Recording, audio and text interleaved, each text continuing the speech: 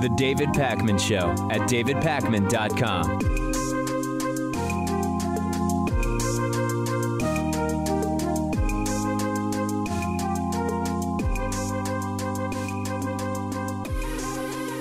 I am going to submit for your review today what I believe could be the most shameful moment of the Trump administration so far. And it's an interview of Katrina Pierson appearing on Fox News and straight up lying to Ed Henry's face repeatedly, boldly, confidently about known facts that are on audio recording. So let me catch you up about all this. This relates to the Trump N-word recordings, which seem to be bringing out the absolute worst, pathetic lying in everybody who's surrounding Trump.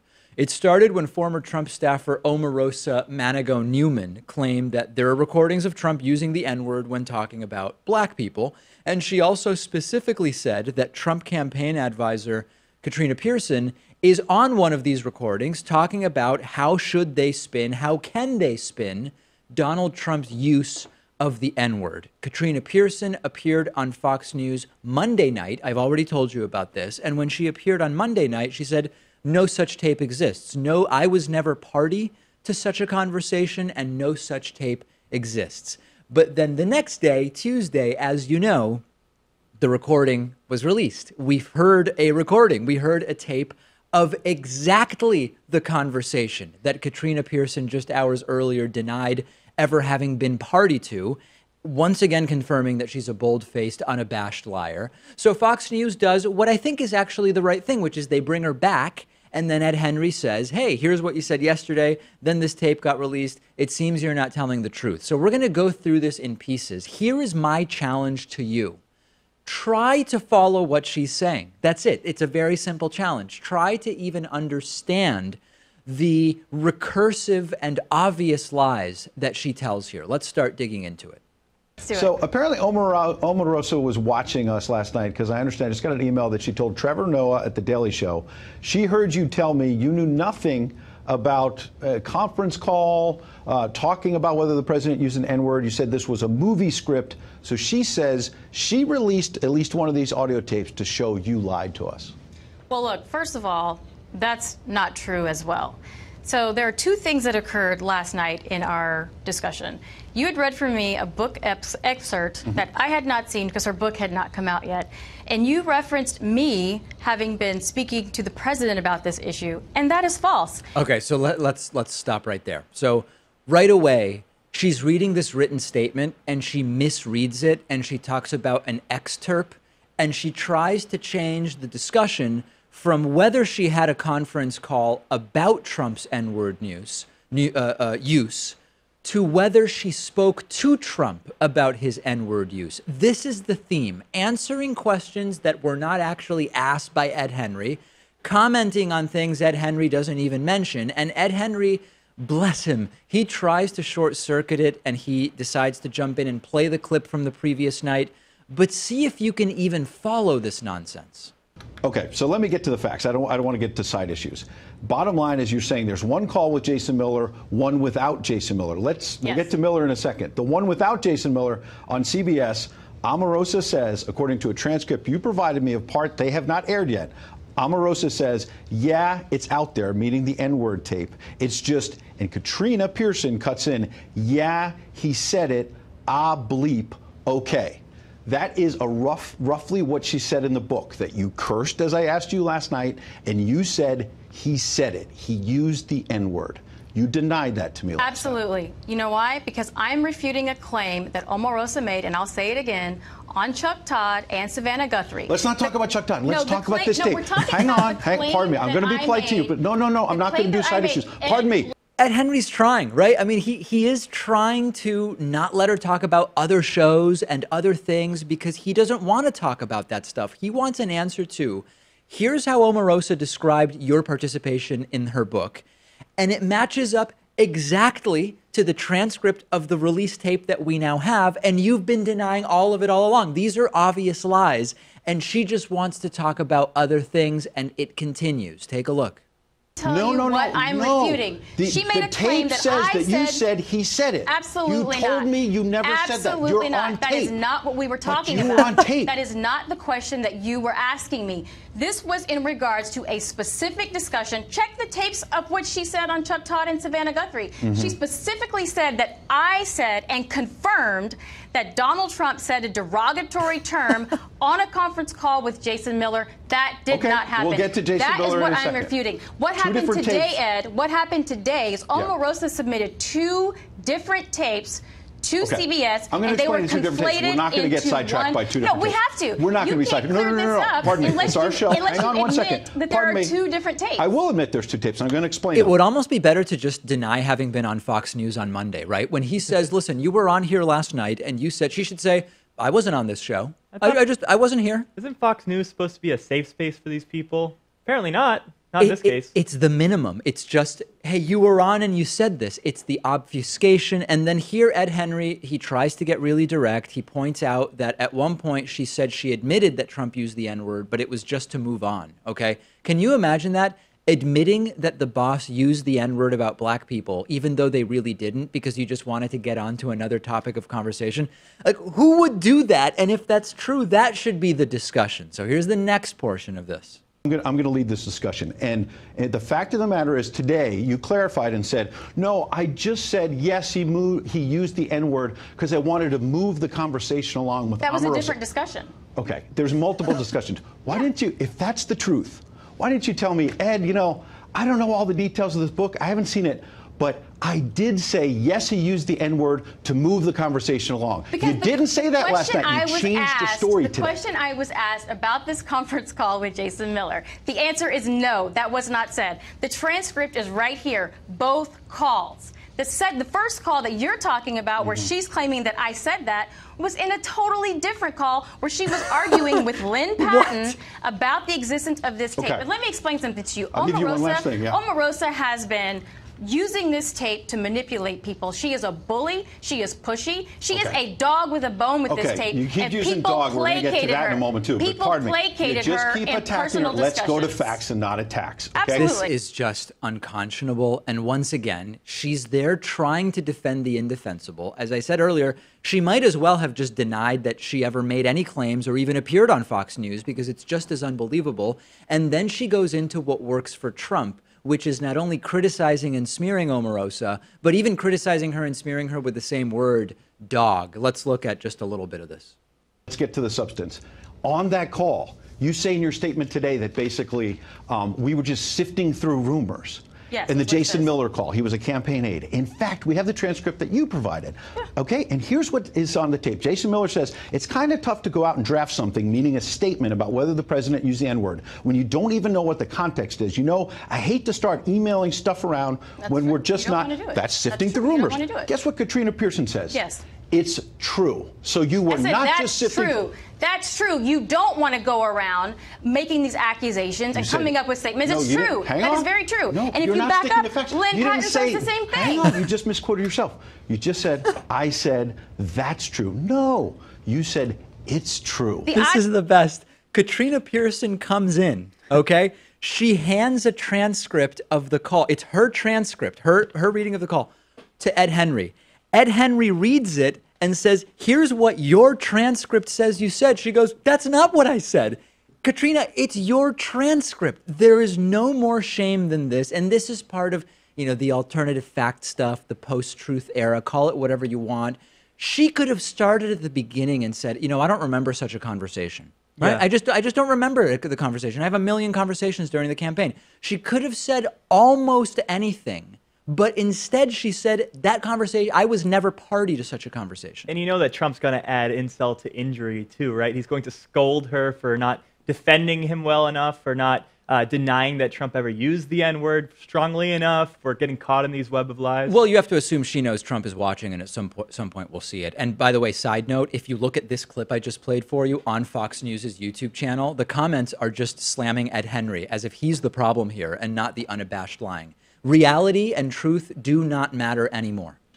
Big milestone for the David Pakman Show achieved yesterday. We reached 500,000 subscribers on our YouTube channel, youtube.com/The David Pakman Show. And what I like to do whenever we reach a big milestone on the YouTube channel is look back at old analytics. And I went back and looked at the first month we were on YouTube, okay? Pat was in kindergarten at the time. We had 721 views that month. Okay, I didn't misspeak. I'm not saying we had 721 viewers. I'm not saying we had 721 views per day. The first month we were on YouTube, the entire month, we ended up with 721 views and 4 subscribers, 3 of which were probably accounts my mom made, okay? Those are the right numbers. In July of 2018, last month, we added 16,000 subscribers. We had 16,000 new subscribers just last July and more than 8.1 million views. And it happened rolling over from 499,999 subscribers to the miraculous, majestic, and towering number of 500,000 views. I was sitting there watching it. Pat was sitting there watching it, and it was a moment to behold. And this is huge for us, thanks to every one of the 500,000. Now it's even more. We're already up to like 500,150 or something like that. So onward and upward to 1 million, more content, more mini-series, more long-form pieces, interviews, everything. But I do want to say, it's really not the subscribers that matter.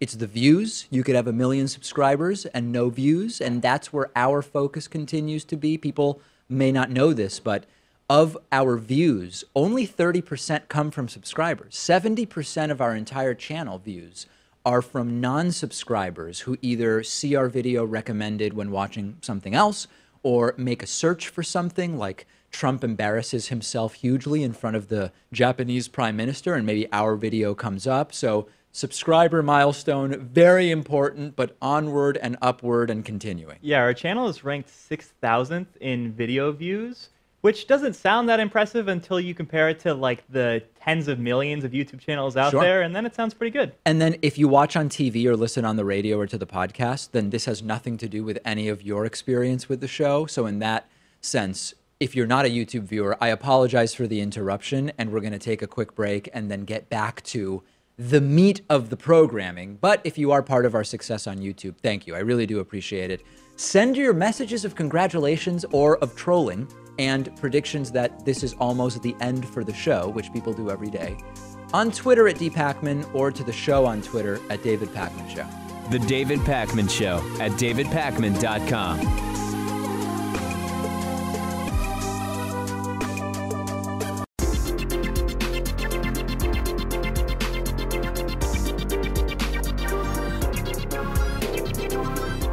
The David Pakman Show at davidpakman.com. Today's new member of the day is Danielle Carlson. Danielle, thank you. I appreciate your support. I also want to thank Jack Levy, who has been a longtime David Pakman Show member all the way back to 2013. Danielle, Jack, it's new members and sustaining members that keep things going. You can join Danielle and Jack at www.joinpakman.com.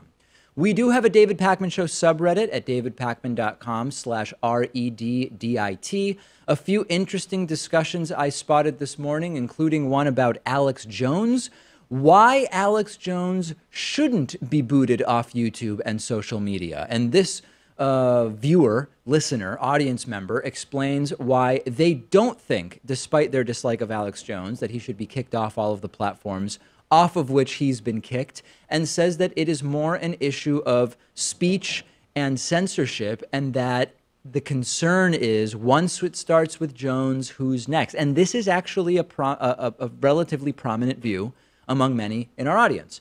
Another perspective on Alex Jones from the David Pakman Show subreddit is around Twitter suspending Alex Jones for 7 days over a tweet, which we're going to talk about later in the show. I happen to think that a 7-day suspension on Twitter of Jones is a very carefully calculated half measure that will achieve absolutely nothing in terms of changing Jones's behavior and may, in some ways, actually aggrandize him even more.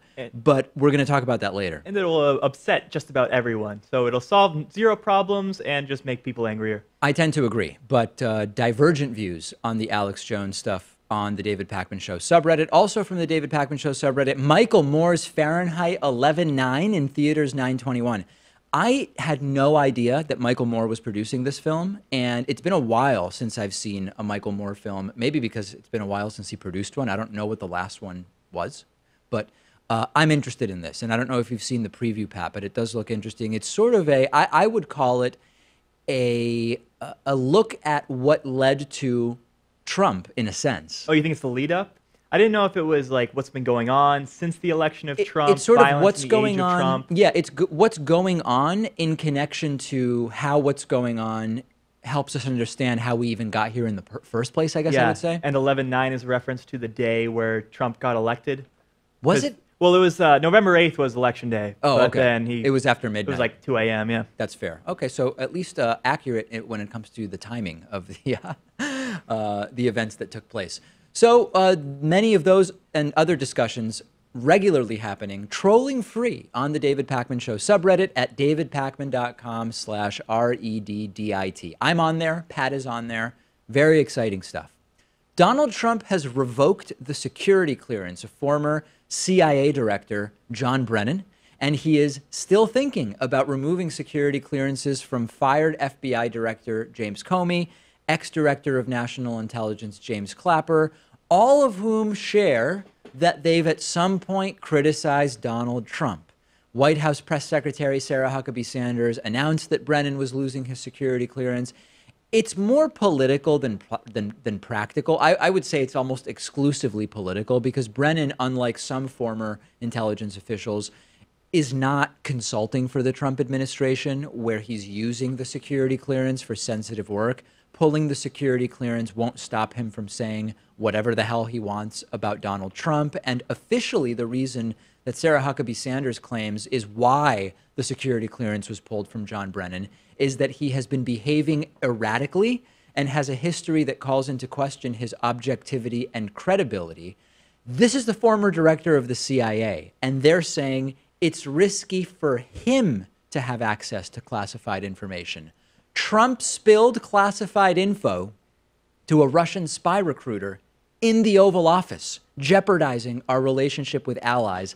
And it's John Brennan who's the danger around classified information? Oh, but Trump's the president. He can just declassify everything willy-nilly, and of then course. it. This is patently absurd, but it's also an embarrassment to the United States, right? The world sees that this is ridiculous. Former CIA Director Brennan tweeted about it, saying, quote, "This action is part of a broader effort by Mr. Trump to suppress freedom of speech and punish critics. It should gravely worry all Americans, including intelligence professionals, about the cost of speaking out. My principles are worth far more than clearances. I will not relent." I just don't get it. Jared Kushner lies multiple times on that SF-86 form about his meetings with foreigners, and he got to keep his security clearance, even though he has no business having one in the first place. He's been on a temporary security clearance for far too long. But Brennan, a distinguished former director of the Central Intelligence Agency, does nothing other than criticize Donald Trump, and he loses his security clearance. And it's par for the course, by the way, that Brennan didn't even hear about this directly. No one reached out to him from the government and said, "Mr. Brennan, we are going to be revoking your security clearance." He heard about it when Sarah Huckabee Sanders mentioned it on television, which is also, I think, how James Comey heard he was fired, isn't it? Right, he saw that on television as well. Once you concede that this is punishment of Brennan for the things he said, it becomes an issue of speech because it's the government acting to try to get John Brennan not to say certain things. In this case, things that are critical of Donald Trump. And for all the allegations that Trump makes about the intelligence agencies being political, this is Trump politicizing intelligence agencies. And as a quick reminder, last month, Paul Ryan claimed when he was asked about these threats Trump was issuing about taking away people's security clearances, Paul Ryan said it's just trolling, like that there's nothing behind it. Remember this? Speaker, thank you. The president has said that he wants to revoke security clearances from some former national security officials who still hold them and who have made political remarks. Is it dangerous to go down that road? I think he's trolling people, honestly. Right. Well, more evidence that congressional Republicans have no idea what on earth is going on. And the trend is that Trump uses whatever tools he has to intimidate critics so that they won't criticize him. This is what he does on Twitter, right? This is the point of Trump's tweets, or at least many of them. This includes government actions like revoking a security clearance. He will stop at nothing. And the only thing that is going to put a stop to this is that Trump must be removed and those who support him must be removed, starting in November, just a couple months away, and also in 2020, because this is a systemic danger. This now is, for all the discussion of the left doesn't want debate and the left is trying to censor, and this is a free speech issue and that's a free speech issue when it's really not, when the government acts to control the speech of Americans by bullying from the president, the removal of security clearances, whatever it is, everybody, as John Brennan is pointing out, should be worried about that, regardless of political party or affiliation. You can discuss this and all of the stories from today's show on the David Pakman Show subreddit. Find it at davidpakman.com/REDDIT.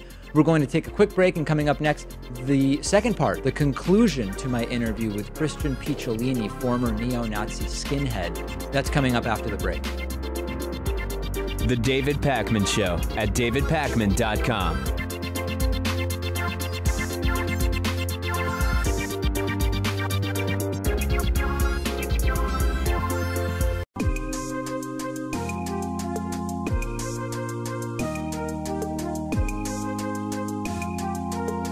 Welcome back to the David Pakman Show.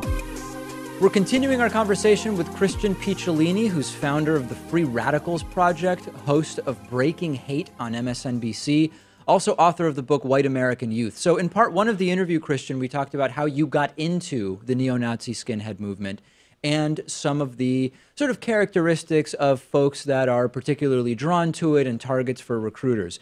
Before we get into how you got out of the movement, I'd be interested in hearing a little bit about how you see what's going on today. We had the one-year anniversary recently of the Charlottesville, Virginia rally that led to the death of one woman and many injuries, a rally about which the President of the United States said there were very fine people on both sides, including the side that included neo-Nazis and white supremacists.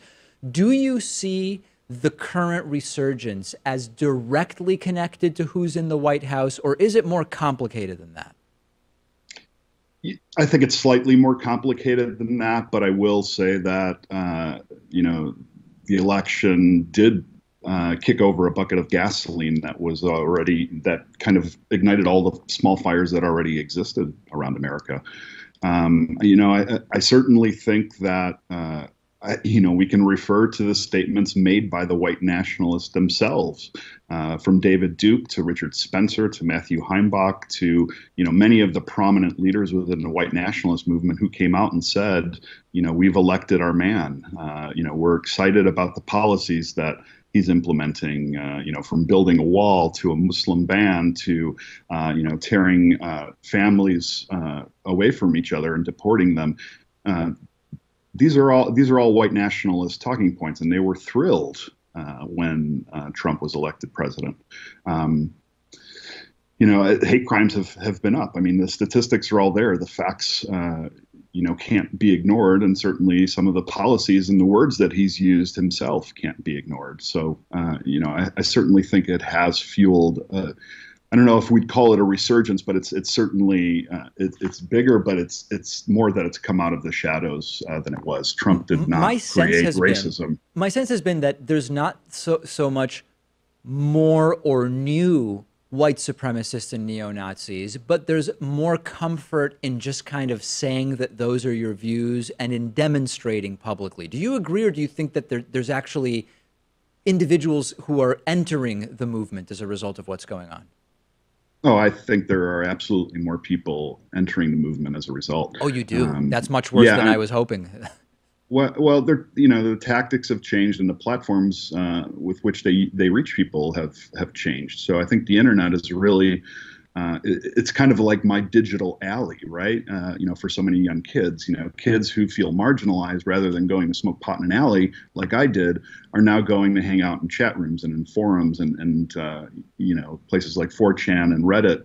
And in those places, they're starting to see these very kind of benign, white nationalist recruiting lures. Like I saw, things about identity politics and black on white crime statistics that are falsified and even skepticism towards the Holocaust. So it's not, the new wave of this kind of pseudo-intellectual, pseudo-philosopher thinking that's influencing so many young people, both on the internet and in real life. They're not calling themselves Holocaust deniers. They're not calling themselves white nationalists. They're skeptics. They're scientists. They're philosophers who are just searching for the truth. And that's the way they hide, the racism and the ideas that they're trying to push. And so many people, David, are falling victim to this. And they're not white, not all of them. Yeah, Some well, that's what I wanted to Jewish. kind of ask about, because you mentioned the idea of people who don't even realize that even if they don't consider themselves part of any of these movements, by their mere sort of acceptance of some of the ideas, they're becoming, and this isn't an insulting term, it's a term that has a specific meaning, a useful idiot, right? Someone who is, without being aware of it, serving a particular purpose that they're not even necessarily connected to. What are some examples of that? Well, yeah, no, I think useful idiot is a really great way to put it. It's an intelligence term that means somebody's been compromised without really their knowledge, and they're being put to use without knowing what they're doing. And I think a lot of, famous writers, people like Jordan Peterson or podcasters like Sam Harris, and certainly, these kind of pseudo philosopher types like Stefan Molyneux from Canada, are very good at hiding the fact. And again, whether it's intentional or not, I don't know. They could be useful idiots. Although I would say that Molyneux is very well aware of what he's doing, and the other two may not be. They're pushing these ideas that are gateway drugs, essentially, to white nationalism. When they start talking about skepticism of the Holocaust, or the fact, based on the bell curve, Charles Murray's bell curve, that whites and Asians have a higher IQ because of genetics than Africans and other people of color. Now, Christian, I know, because I haven't heard, of the people you mentioned, Peterson, Harris, and Molyneux, which ones are doing the Holocaust skepticism? Because that I genuinely haven't heard from them. So Stefan Molyneux has several videos where he's talked about it, where he's he's from Canada too, so he has to be very specific about what he can and can't say about the Holocaust, because denying it there is part of their hate speech laws, and he can be arrested. But he's towed the line. He's come to it and posed the question. Did it? I'm not quoting, but did it happen? He kind of elicits people to think on it, kind of with the notion that perhaps it didn't. Wow. I can't tell you how many parents I get emails from that say, I've lost my son or my daughter to Stefan Molyneux. There was a point where he was encouraging his millions of followers to defoo their parents, and defoo stands for to remove yourself from your family of origin. Yeah. Because he thought that parents were inherently awful for the development of children. I suspect he probably had a really bad situation in his childhood that made him believe that. But certainly I would argue that parents are not awful for children unless the parents are awful people. But and he's always kind of shape-shifting into this very nationalist, very kind of white nationalist viewpoint. I mean, even so far as David Duke praising him and retweeting him and things like that. So he'll deny it until he's blue in the face. But, I can tell you that for somebody like me, those aren't dog whistles. Those are bullhorns. I hear those things loud and clear because I used to do the same thing. I used to mask my true intentions and make the words a little bit more palatable for people to swallow, so that I could recruit them, so that I could put my ideas in their head and essentially bait them so I could reel them in later. Unfortunately, I think so many of their listeners, of Molyneux and Harris's and even Peterson's readers are falling victim to these ideas that are just really garbage science and very racist in nature. So you've talked a lot about how the pulling into the movement happens, either through the sort of useful idiot stuff or direct recruiting, as you were directly recruited when you were 14. Can you talk now a little bit about how you get out, and maybe start with you? I mean, what started to turn for you that you eventually got out of the neo-Nazi skinhead movement? Well, you know, having been born with racism not a part of my DNA certainly helped. I mean, for every day of those 8 years that I was involved, I questioned my involvement. Unfortunately, what I was getting from it in terms of, you know, this perception of power and this perception of strength, I started to become really intoxicated with it. And nothing that presented itself, even though it was better, was powerful enough to draw me away. Until I started to actually meet the people that I thought I hated. I had opened a record store in 1995 to sell white power music, because that was the world that I lived in. I was in a band and was really all I knew since I was 14. And but I also sold hip hop and punk rock and heavy metal to make ends meet. And you know, I started to meet African American people and Jewish people and gay people and Muslims, and all of a sudden. Not all of a sudden, but, you know, over time at the store, I had to deal with these customers, and I began to realize that, you know, I had much more in common with them than I did with the people I'd surrounded myself with to boost my own ego. And it was really the compassion that these people showed me, even though they knew exactly who I was and what I was about and what I was selling in my store. They came in and chose to treat me with compassion. And it was the compassion that I received from them, you know, the people I least deserved it from, when I least deserved it. I think that was my most powerful catalyst for change. I just couldn't reconcile my prejudice, the demonization that I had for these people. Now that I'd met them and had a meaningful engagement with them, was destroyed, and it became, you know, it turned into humanization, and I just couldn't deny the truth anymore. So I eventually walked away. Did you talk about that with the other neo-Nazi skinhead people that you were around? Did you say, you know, I'm starting to kind of question, or was that an internal dialogue exclusively? Oh, it was internal, because, you know, there was always a fear of seeming weak or being vulnerable within the movement. You know, it wasn't something that most people did. You know, you're talking about a bunch of you know, type A alpha males, or people, you know, or males who were trying to be that, and you know, talking about your feelings and your emotions wasn't always a good thing, unless it was about anger and violence. So I struggled with it internally. Actually, you know, I struggled it for the last 2 years I was in the movement, and I still couldn't leave, even though I was, you know, it was devastating me. Devastating me so much that I lost my wife and my children because of it, because I didn't leave the movement fast enough for them. They were never involved. And you know, the lure of this kind of identity, community, and purpose that I had found in the movement was too strong, and I didn't have the courage to walk away until, you know, I hit rock bottom, and then I really had no choice. And when you do that, is it a clean break? Is there, I mean, is it easy to leave? This is a poor analogy, but we've interviewed a lot of former Scientologists who say, you don't just leave, right? Like, I mean, there's physical things keeping you there. There are financial things keeping you there, et cetera. Can you just say, I'm out, and that's it? Yeah, I wish it were that easy, but it's not. You know, everything that I had was invested in that movement, you know, much like the story of the Scientologists. And really, you know, becoming a neo-Nazi or becoming a part of a white supremacist movement is really not that different than a cult or the Islamic State or a gang or a sports team or a religious group. I mean, it was the same type of draw. It was that, you know, sense of belonging, the sense of this is who I am, and this is what I'm supposed to do with my life. So it was very difficult to walk away from that, because it was really everything that I had ever known, and I had nothing to go back to.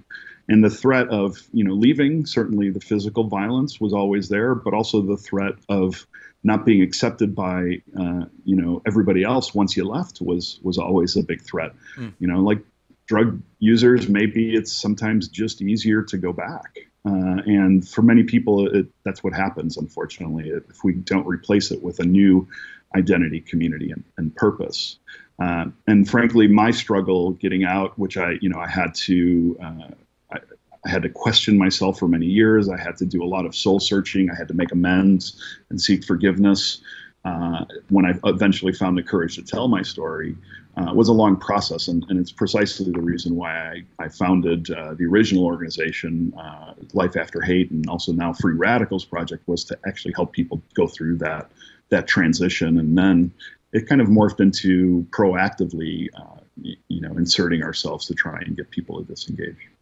Last thing I want to touch on in the time we have left, there's sort of, I guess to use an analogy, there's retail and wholesale strategies for getting people out of the movement. So Daryl Davis, for example, who we've interviewed several times, who's awesome, he has more of like a retail approach where he will go and individually hang out with KKK members and other neo-Nazis, etc. The Southern Poverty Law Center has what they consider to be more of like a wholesale approach where they are trying to dismantle the groups from the top down. Given all options, do you have strong feelings about what the most effective way is to disrupt or take apart these groups? Well, I think both strategies are important. I think we do need to, have a wholesale or a preventative strategy, but we also have to treat the illness patient by patient. It's almost like polio, right?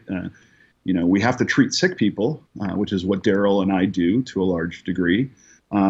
But we also have to inoculate the population from getting sick, which is in large part what groups like the SPLC or the Anti-Defamation League or many of these other groups that are countering hate do. And I kind of do a little bit of both. So my goal is really to educate people, through different mechanisms like my talks, the TV show Breaking Hate, to be able to show people what they can do, because I know that people like me and Daryl are far and few between, but that we also can destroy this type of interpersonal racism. Now, I'm not talking about systemic or institutional, because that's a whole other thing that we need to tackle as well if we want to see racism go away. But as far as interpersonal racism, this is something everybody can do so long as we can start to understand that ideology is not what is radicalizing people. The pre-radicalization happens from the day we're born, and it continues through every situation that we have until that extremist group presents itself, at which point we're radicalized. So my pre-radicalization was fraught with abandonment and with low self-esteem and confidence issues. For some people, it's sexual abuse or mental illness, things like that. That is all those points of marginalization, trauma, those pain points that kind of just nudge us from our path. That is the radicalization process. The ideology, when it presents itself, is just the permission slip and the license to be angry. And for some people, they're lucky enough to never come across that recruitment point. And they may go into drugs, or they may get into prostitution, or they may commit suicide. It's all these other kind of destructive behaviors. But people in hate movements hate people, not because of the color of their skin, but because they hate themselves. They're projecting their own pain onto other people, their own feelings of inadequacy, of whatever it is that's troubled them. These groups have given them the permission to project that pain onto other people. And for many of these folks, to feel good about themselves, making somebody feel worse than they do is sometimes the only way they can do that. I would caution, but also I think it's hopeful that we know that. Because if we know that it's these things that happen to us throughout our lives that cause us to go into these extremist groups that essentially allow us to hurt other people, we can fill those potholes and fix those people with better social services, with better mental health services in states. There are some states that don't even have that kind of stuff. I mean, it's terrible sometimes to think how our system is really not serving its citizens. But, if we can, I think we can largely solve this issue of violent hatred and extremism if we can fill those potholes for kids at an early age. Christian Piccioloni, founder of the Free Radicals Project, host of Breaking Hate on MSNBC, and you can also check out his book, White American Youth. Christian, I really appreciate you taking some time to talk to me today. David, it's my pleasure. Thanks for having me. The David Pakman Show at davidpakman.com.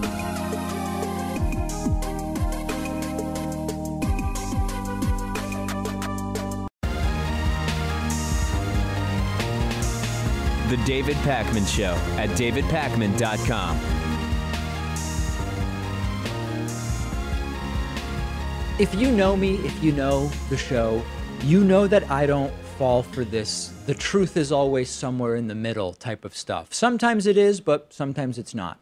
And I also don't subscribe to the kind of Manichaean, falsely black and white position on many issues when they aren't correct. Sometimes there are very clear answers in life that are very far to one side or the other of what we might call the spectrum of outcomes or ideas on that issue. And sometimes you got to find the middle ground, and that's the right path forward.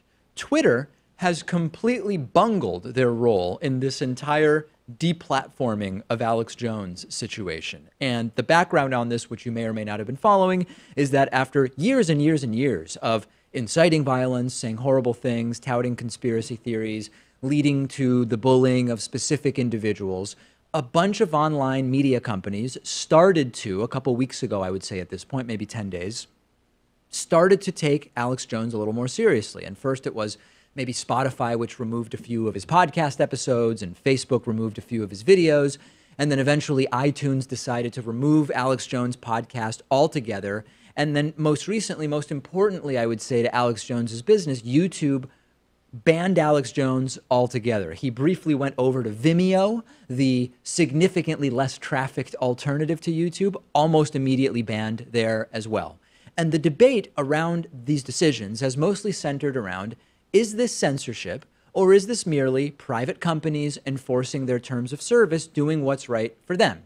Early on in this entire debate, the CEO of Twitter, whose name is Jack Dorsey, took the position, because people were understandably saying he's been banned on all these platforms. He says a lot of the same crazy stuff on Twitter. What's Twitter going to do? And Jack Dorsey took the position that Jones hadn't violated their community guidelines, so they weren't going to ban him. Fine. Some people said, well, hold on. Here's 100 example tweets where it certainly seems like he's violating the community guidelines, but ultimately this was Twitter's sort of evaluation to make. Now Twitter has decided to ban Alex Jones from the platform for 7 days and also leave all of his past tweets up. He's just unable to send out new tweets for a period of 7 days. Why now? Why this specific 7-day ban? Well, in a recent video, Alex Jones, he tweeted about a video where he tells people to arm themselves for an upcoming war against the press. So that's inciting violence. It's a totally reasonable justification in terms of warranting a ban from the platform. The problem is that it's sort of an idiotic slap on the wrist half measure. Too little, too late is also a phrase that kind of seems to apply to it. Jones has been tweeting things as bad and worse than this for years, literally years, just like he's been doing it on YouTube and Facebook and all of these other platforms. There's a political angle that's being thrown around, which is that it's believed that Twitter CEO Jack Dorsey has right-wing leanings, and that maybe that explains Twitter's leniency so far towards Alex Jones. And if the idea was maybe, well, let's do something so we can seem like we're tough, but we don't really want to hurt Alex Jones any more than the other platforms have hurt him. Okay, maybe that was the thought process. I don't know. But whatever the thought process was for the 7-day ban specifically, it's going to rile up Jones's base. It's going to get them more active on Twitter. It's going to allow Alex Jones to say, yet another place is suppressing our speech. And then he comes back in 7 days, or I guess 6 days are left now, and the middle ground ends up serving absolutely no purpose whatsoever. I mean, it just sounds like a timeout more than anything else. Like a 7-day suspension isn't going to alter his speech. It's not going to change his attitudes in any way. And maybe Twitter's trying to manipulate him to some extent, but that's not going to work. That's not his brand. It's hard to imagine they'd even really think they could do that successfully. It seems it's more about Twitter wanting a middle ground, and it ends up being totally impotent, and it may end up helping Jones himself. If they ban him forever, then Jack Dorsey and Twitter are like the others. He probably doesn't get invited back on Hannity anymore or whatever. If Dorsey does nothing, I guess people say, wait a second, the same horrible stuff that he did on the other platforms, he's doing on Twitter, and Twitter takes no action. So instead they come up with this half measure. And then the question is, what's next? Now, I've already expressed my concern at the bans. Despite doing this, despite Alex Jones is doing this stuff for years, it all happening at once on all of these platforms seems calculated at a time when each platform says, well, if everybody's kind of doing this now, we can also do it without getting singled out. And as vile as his content is, this doesn't really seem like individual platforms are actually evaluating Alex Jones' content against their guidelines, because if they were doing that, they wouldn't all have decided within 48 or 72 hours of each other that now the line has been crossed. The content's been the same for years. But then I want to think about it more practically. This probably helps Alex Jones. The Streisand effect is a real thing. I worry now that particularly the half measures are just going to end up making him more popular. And then in the background of this are still the people who think this is a First Amendment issue. It's not. The government isn't involved here. What is happening is that a number of individual corporations are making supposedly the decisions that are right for them. And Twitter in particular is coming off as extraordinarily weak. If you disagree with me, okay, if you see the Twitter 7-day ban, and you're not angry because you think he shouldn't get banned at all, and you're not angry because you think the ban is too short, right? Like if you think that a 7-day ban makes sense and is the right approach here, please get in touch with me and tell me why, because I don't get any situation or any perspective where you would see a 7-day ban and say, yeah, that's what made sense here. Donald Trump tweets stuff, you know that. And the Treasury Department recently retweeted one of his tweets. The Treasury Department does have a Twitter account. That tweet was allegedly illegal and violated federal ethics laws. And the Treasury has now deleted that tweet or retweet, which you also maybe aren't supposed to do because those do count as federal government records, which are not supposed to be deleted. So it's this continuing and building comedy of errors around Twitter. Trump's tweet that started this whole thing happened after one of the Republican primary victories, special election victories recently. And Trump tweeted, quote, "Great Republican election results last night. So far, we have the team we want. 8 for 9 in special elections. Red wave." That is the tweet that the Treasury Department then went and retweeted. And immediately, ethics lawyers said, wait a second. This violates the Hatch Act, which doesn't apply to the president. It doesn't apply to the vice president, but it applies to all other federal employees where they may not tweet or retweet messages in support of or opposition to a political party, candidate in a partisan race, or a partisan political group. This one is very clear. The Treasury Department, which has the job of printing paper currency and minting coins, collecting taxes through the power of the Internal Revenue Service, the Treasury is not an organization that should be tweeting about specific elections or candidates or Republicans and a red wave in November of 2018. So what did the Treasury Department immediately do?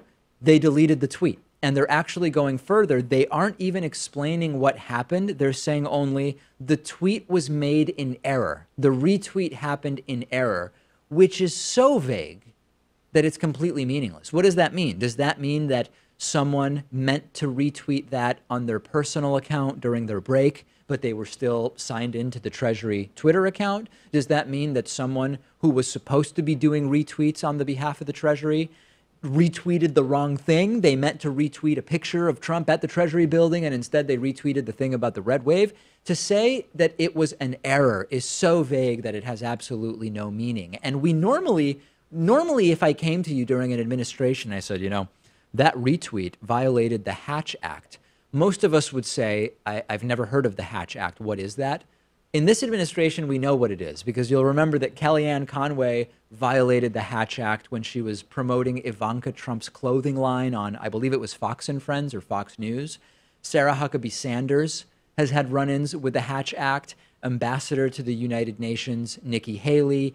Countless Trump staffers have had problems adhering to the regulations of the Hatch Act. But the one similarity between all of them is that there's going to be no punishment for anybody, because that's just how it goes these days. There is no punishment. There are no repercussions unless we actually go and vote them out. So that's the retweet. Now, let's talk about deleting the retweet. There is something, as you might know if you watch the program, called the Presidential Records Act, PRA. That applies to the president, okay? And increasingly, we are seeing more and more legal experts say that the president deleting tweets, which count as statements by the president, would be illegal or would violate the Presidential Records Act, which says the president, records related to statements by the president can't be deleted. However, this was the Treasury and not the president, so no concerns about records deletion, right?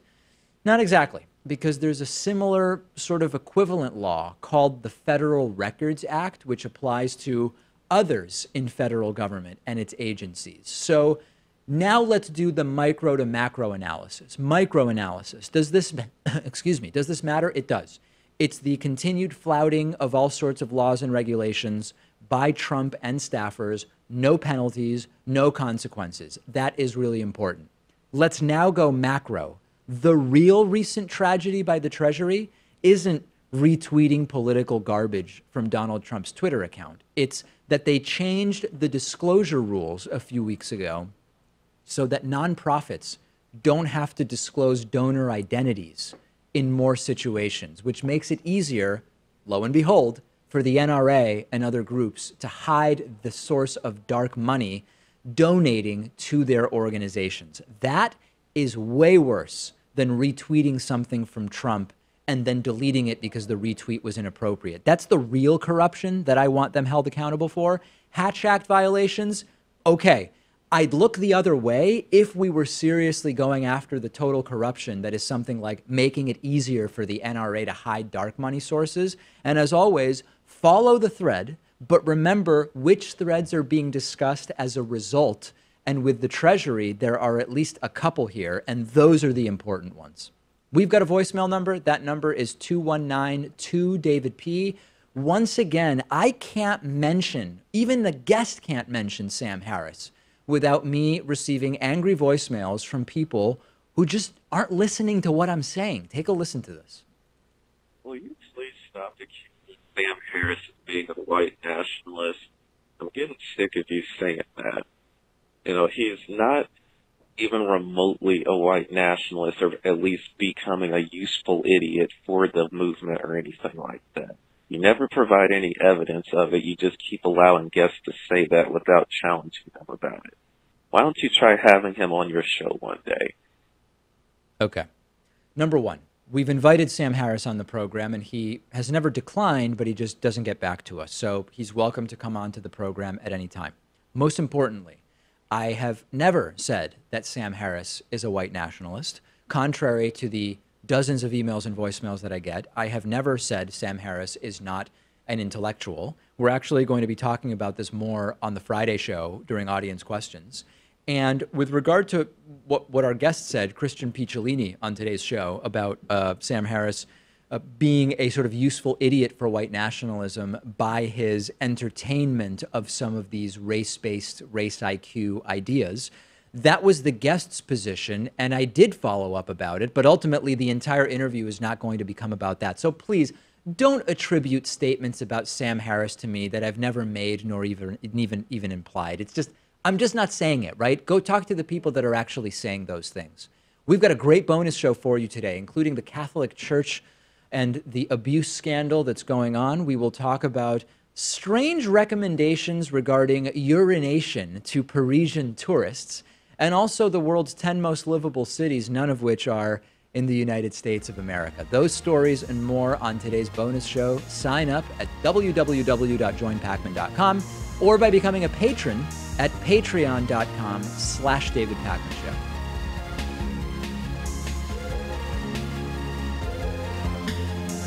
The David Pakman Show at davidpakman.com.